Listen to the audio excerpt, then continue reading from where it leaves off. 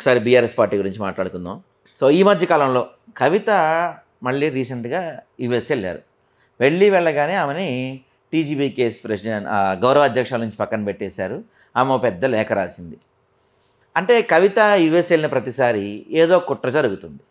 ఆమె పార్టీకి వ్యతిరేకంగా ఎన్ని మాట్లాడినా సస్పెండ్ మాత్రం చేయట్లేదు. అట్లా జరుగుతున్నారు. అసలు ఏం జరుగుతుంది? ఎందుకు సస్పెండ్ చేయకుండా పక్కన పెట్టకుండా ఎందుకు ఈ డ్రామా నడుస్తుంది? బీఆర్ఎస్ పార్టీల డ్రామా ఎవరిదో మా కాంగ్రెస్ పార్టీకి అవసరం లేదు, నాకు అంతకంటే అవసరం లేదు. ఇంకా వాళ్ళ పార్టీలో ఇప్పుడు మా పార్టీలో అయితే మా హైకమాండ్ ఏఐసిసి అయినా పీసీసీ అయినా మా ముఖ్యమంత్రి రేవంత్ రెడ్డి గారు ఏ కాల్ ఇచ్చినా ఏ చేయమన్నా మేము పార్టీ గైడ్లైన్స్లోనే పనిచేస్తాం.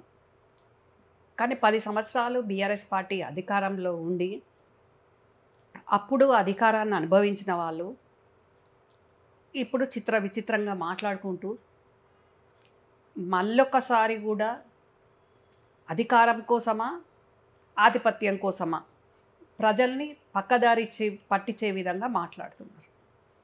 మరి కుటుంబ సమస్య అయితే ఇంటర్నల్గా వాళ్ళు ఫామ్ హౌస్లోనో ఇంట్లోనో కూర్చొని మాట్లాడుకోవాలి. కానీ పార్టీ పరంగా మాట్లాడాల్సిన అంశాలను కూడా బయట మాట్లాడుతున్నారు. ఇంకా కుట్ర అని అంటే అసలు పార్టీకి సంబంధించింది ఎవరైనా మేము కూడా మా కాంగ్రెస్ పార్టీలో మేము ఏదైనా చెప్పాలనుకుంటే కూడా మీటింగ్లో ఇంటర్నల్గా చెప్పుకుంటాం, బయటకు వచ్చి మీడియాకు ఎక్స్ప్రెస్ చేయం కదా. మరి ఏ పార్టీలైనా అలాగే ఉంటుంది. కానీ ఇక్కడ మాత్రం ఇంకా మేము అధికారంలో ఉన్నాం, ఇంకా మేము ముఖ్యమంత్రి పిల్లలమే అనుకునే విధంగా మాట్లాడుతున్నారు. ఆ మాట్లాడే దాంట్లో మరి గతంలో మేము 10 సంవత్సరాలు అధికారంలో ఓడిపోయినా గెలిచినా ఇప్పటికీ స్టిల్ పదవులు అనుభవించుకుంటూ కూడా మళ్ళీ కొంతకాలము ప్రజలకు సేవ చేసుకుందాము, నియోజకవర్గానికి కానివ్వండి, రాష్ట్ర ప్రజలకు కానివ్వండి, రాష్ట్ర నాయకులు కదా వాళ్ళు, సేవ చేసుకుందాము.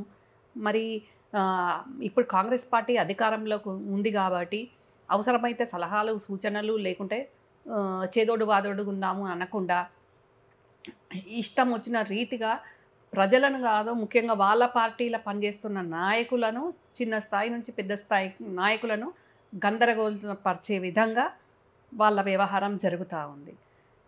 ఇక ఫస్ట్ మాట్లాడింది అక్కడ మీరు అన్నట్టు కవిత. అక్కడ కుట్ర చేస్తే కవిత మాట్లాడిందా, కవిత మాట్లాడుతున్నందుకు కుట్ర జరుగుతుందా, అది వాళ్ళకు సంబంధించిన వ్యవహారం. ఏది ఏమైనప్పటికీ 10 సంవత్సరాలు అధికారం అనుభవించి మళ్ళొక్కసారి కూడా ప్రజలను బీసీ వాదము, ఆ బీసీ వాదాన్ని అదొక నాదంగా ఎత్తుకొని నాదస్వరం ఊదితే పాము ఎట్లా డ్యాన్స్ చేస్తుందో ఆ విధంగా మళ్ళొకసారి నాదాన్ని ఎత్తుకొని మళ్ళీ కూడా బీసీలను తిప్పుకునే విధంగా ప్రజలను మభ్యపెట్టే విధంగా మాట్లాడడం కరెక్ట్ కాదు. ఈ వాదం మంచిదే, ఎవరమైనా మనం బీసీలకు సపోర్ట్ చేయాల్సిన అవసరం ఉంది రిజర్వేషన్ పరంగా. కానీ 10 సంవత్సరాల అధికారంలో ఉన్నప్పుడు అప్పుడు బీసీ రిజర్వేషన్ గురించి అక్కడ కేసీఆర్ గారు తగ్గిస్తున్నప్పుడు అప్పుడు ఎందుకు మాట్లాడలేదు? ఇప్పుడు టీజీబీకే గౌరవ అధ్యక్షురాలిగా తనను తప్పించగానే అది కుట్ర అనడము, అది నేను లేనప్పుడు జరిగింది, అది ఎన్నిక కరెక్ట్ కాదు అని మాట్లాడడము, అది ఎంతవరకు సబబు? మరి ఇప్పుడు కవిత మాట్లాడుతుంది కరెక్టే కావచ్చు, నేను లేనప్పుడు ఎన్నుకోవడం ఏంటి అని. మరి కవిత తెలంగాణలో మన దేశంలో ఉన్నప్పుడు వాళ్ళ పార్టీకి వ్యతిరేకంగా మాట్లాడింది కాబట్టి మరి వాళ్ళు ఆ రకంగా డెసిషన్ తీసుకున్నట్టు ఉంటున్నారు. మరి సస్పెండ్ చేయడం అనే వ్యవహారం మటుకు కవిత సస్పెండ్ చేయాలి అనే ఇంటెన్షన్ తోటే వ్యవహారం నడుపుతుంది. సస్పెండ్ చేయొద్దు, ఆమెకు ఆమె వెళ్ళిపోవాలనే విధంగా వాళ్ళ వ్యవహారం నడిపిస్తున్నారు.